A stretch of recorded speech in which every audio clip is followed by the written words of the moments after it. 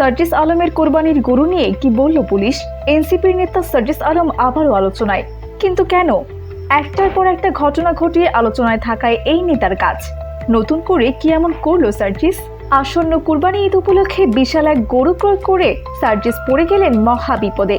কয়েক লক্ষ টাকার এই গরু এলাকাবাসীকে একেবারে তাক লাগিয়ে দিয়েছে। রাজধানীর একটি গরুর হাট থেকে ক্রয় করা হয় গরুটি। তারপর শুরু হয় আলোচনা। সাধারণ মানুষের মাথায় হাত।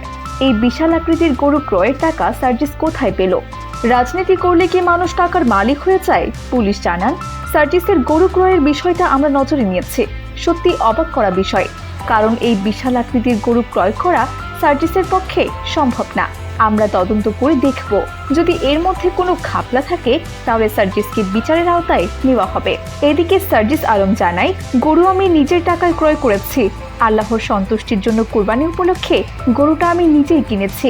এতে জনগণ কি মনে করলো তাতে আমার কোনো কিছু যায় আসে না।